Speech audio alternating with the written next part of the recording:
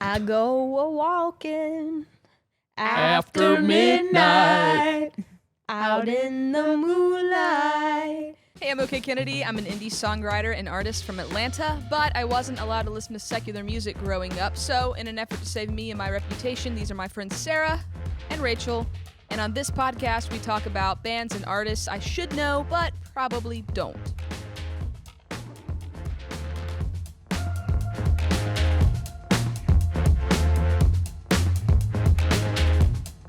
Have you heard of Miss Patsy Cline? I only have because of you. That's right. You should. I'm a big fan. Big fan.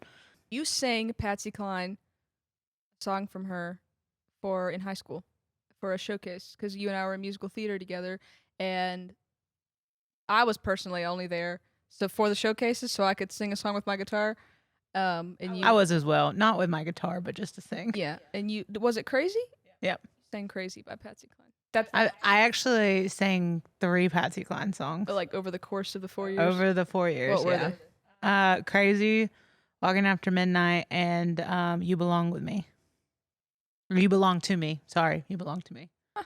So those are my 3. Yeah, so if it weren't for you, I would not know who Patsy Cline is. Yeah. And then maybe a few months ago, I watched the Patsy Cline movie on Netflix about her and Loretta Lynn. I can't remember the name of it. You remember the name of it? I think it was actually called Patsy and Loretta, if I'm not mistaken. That was good. I learned a lot.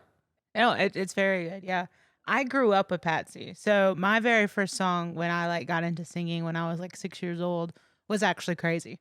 That's the first song I specifically learned how to actually sing and not just a little kid sing. So I grew up with her. I know all of her songs. The You Belong To Me was the one song that got me to sleep when I was a baby. So that was actually my rock to sleep song. Wow.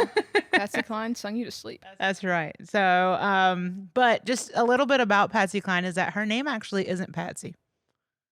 Her real name is actually Virginia Patterson Cline, or actually maiden name is Hensley. But her real name is Virginia. Huh. I know. And they used to call her Jenny, short for Virginia. But it wasn't until she started doing it in the music business and started going in all these bands that she changed it to Patsy, because one of the people in the bands convinced her to get a stage name. And actually Patsy is a version of her middle name, Patterson. Maiden name? No, middle name. So her middle name is actually Patterson. So it's Oh. Patsy. No, sorry. It's Virginia Patterson Hensley. And so she changed Patterson to Patsy. Oh. So that's how she got Patsy Cline. Did you know about Patsy Cline? Not really. I really just kind of got in to it actually via Rachel as well. Rachel is the Patsy Cline evangelist. She is. I love Patsy. She's just a good one. But what's really cool, or not really cool, but what's really strange and weird is that she actually started singing because she got a throat infection at 13. Yeah. And apparently that throat infection caused her to be able to have this big boisterous voice. And then that just led her to start singing with her mom at church. And then finally she auditioned in Virginia on a radio station, WINC. And they were like, if you have basically the balls to audition for a live radio spot, sure, sing on our radio live. Why not? Wow. And then she actually, at the age of 15, then wrote the Grand Ole Opry for an audition. They responded and was like, yeah, come audition for us. However, she didn't hear back. But I mean, at 15, you're writing people at the Grand Ole Opry, be like, hey, let me audition for you. And then that's when she finally joined the local band that was Bill Pierce's Melody Boy and Girls local country band. And that's actually where she met her first husband, Gerald. And then led into all of her other things where she finally got signed. And that's where we get Crazy. And did you know that Crazy was actually written by Willie Nelson? I did. Mm-hmm. Cool. And she actually didn't like the song. She didn't like it. She sort of Rachel, I think redid it. you got all of my fun facts. Oh, I'm sorry. You're jipping my section right now. I'm sorry. I don't know what I'm supposed to say. Literally the only thing I have left is I'm gonna say it right now so you can't take it. Did you know that Patsy did not want to record "Walking After Midnight" because she thought it was just a pop song? I didn't know that one. You're lying. No, I didn't. I know you know everything about No, Patsy.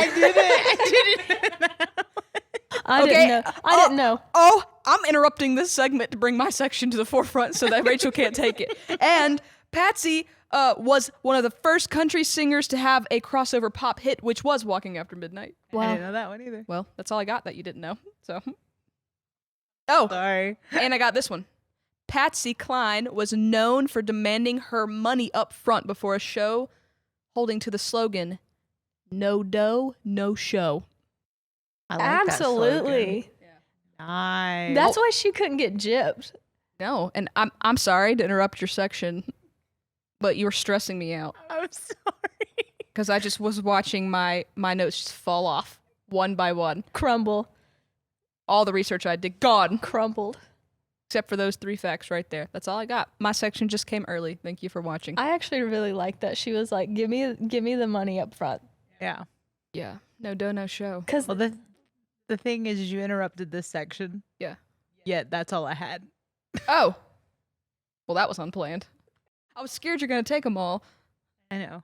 Well, those last two, I really did not know about it. Okay. And the fact that she was like, no, I'm not doing your show unless you give me like money. That was a boss move. That's bold because yeah, Yeah. you gotta be square with some venues. I'm telling you, Oh, yeah. she was very bold and ballsy. People try to take your money when you play a live show. They really do. You gotta. That happened recently to me. You gotta and she was show 'em like, who's boss. you know, You got to do what again? Nice. Show 'em who's boss. Nice. Yeah. yeah. I mean, I don't really have a lot either, but I do have a little. Say it different fast things. before Rachel takes it. Oh gosh. Well, I'm glad you interrupted Rachel about Crazy because I did have also that it was actually written by Willie Nelson, who was a no name in Nashville. He At was that just a point. writer. At Yeah, that point. exactly. At that point in time, he was just a writer in Nashville. And she actually didn't like it, as Rachel said. And she, when presented with the song Crazy, Mhm. she didn't like it and she couldn't actually sing it, like all of the higher notes, because she had broken ribs from a car accident. So when they went to record it the first time, she like hated it. And nobody was really vibing with it because of the way that it sounded and all that kind of stuff. So they took a break from it and she ended up going back to the studio. And that second recording is the song that we have. Did you know that? Did you know that? I did not know that. Yeah. You're lying. Well, I didn't. also her like a huge song. Well, Crazy peaked at number 2 on the country charts, which is a big deal. Her biggest hit. Yeah. And so, Crazy. like another song that was a huge hit of hers was "I Fall to Pieces," and it wasn't originally made for her. Actually, I don't know the original writer, but it was written for a man named Roy Drewski, and he said that wasn't a song fit for a man to sing. That reminds me of the Brewski beers on the Barbie movie. Those, yeah. Sorry. Okay. Keep going. Yeah. You're He doing great. said that it wasn't fit for a man to sing, so it ended up falling down to her, and that ended up being like one of the biggest songs and one of the biggest songs that put her on the charts, which is really interesting. And she like, It's not very Alan of him. no, it's not. Sorry. If you haven't seen the Barbie movie, I love You're that not gonna movie. understand. you wouldn't understand that reference. But if you have, comment down below. Nice. That was actually her first number 1 single. Anyways, that's all Which that I one? have. Fall to Pieces was? I Fall to Pieces. Yeah. I Fall to Pieces. I Fall to Pieces was the second song that I learned by her. And for the longest time, I could not, to save my life, hit those first notes of like, because they're so low, which makes sense on like why a man was supposed to sing it. They were so low that I like, my 6-year-old self was like, I ain't hitting those notes. So I used to lip them, like just like mouth them. Lip them. Sorry, mouth. I used to just mouth them. This is such a weird podcast. I used to lip them. Also, Rachel. But it was the second song that I learned to sing. I feel like the reason this podcast is so strange right now is because we're not being babysat by Michaela. Usually, you guys can't see, but she's at a table behind the camera, Literally watching us. with her laptop and her little earphone things on. They're And cans. she's usually just like, but she's out eating her snacks still. So Yeah. we're unsupervised and unhinged And completely out of order. and raw. Ah! She's back! We don't know where this podcast has gone, Michaela. It's been pretty funny, I think. Yeah. It really like She's derailed. giving us a thumbs up off camera if you didn't want. Are you if didn't know. disappointed? You might be when you watch it. Well, I do have some other things. Speaking of, like you said, you watched the documentary. Loretta Lynn was one of her best friends. Yeah, that was a Right. cool story. And what's really cool is here's how she met Loretta Lynn. So she had a car accident that caused her to sort of step away from some of the stuff that she was doing. And during that time when she had stepped away, Loretta Lynn was finally getting her foot into the door of like music. And she actually covered one of Patsy's songs on the radio. And Patsy heard it and told her husband at the time and was like, go find that Loretta Lynn because I want to meet her. And then that's how they became friends. Yeah, That's cute. and Mhm. Patsy Cline helped Loretta Lynn a lot. Yes. She was in an abusive relationship. Mm-hmm. She couldn't read, No. so Patsy would help her with a lot of her Yeah. like contracts and stuff. And then I think a big thing we're all failing to mention because we got a little unhinged there in the middle is that Patsy Cline died in a plane crash. At the age of 30. That's basically Michaela, and that's scary. Yeah, it is. Yeah.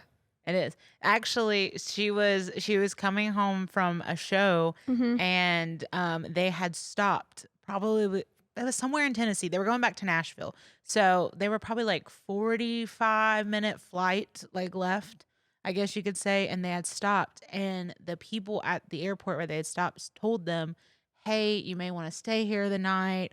The wind is really, really Bad weather. strong, really Mhm. bad weather." And the pilot was like, "No, we got it. We only have 45 Well, minutes. We'll make it." The movie, I don't know if the movie's right or if that's right, but the movie made it like she had promised her family she was going to come home. She was having issues at home with her kids, her being gone all the time.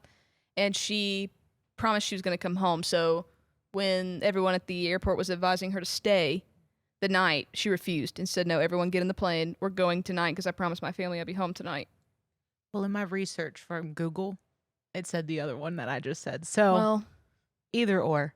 I don't know if the movie dramatized it. I don't know or if because I it's didn't. either Patsy made that call or the Or the pilot did. made the call. That's a bit. These are big assumptions here. So it's like, who made the call to go that night? You know, if it's not Patsy, we're putting that pilot under fire right now.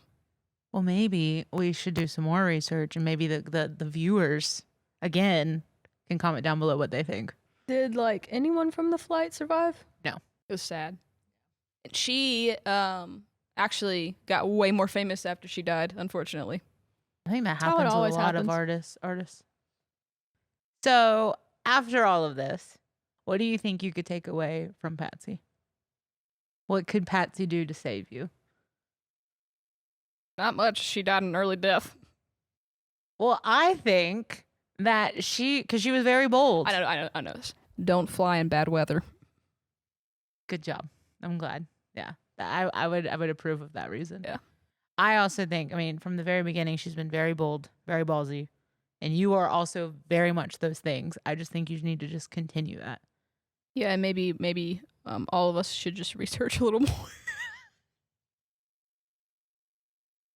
I can tell you right now, we make like shorts of these for YouTube Shorts, and people are very hostile in those comment sections. I can't wait for the comments on these shorts.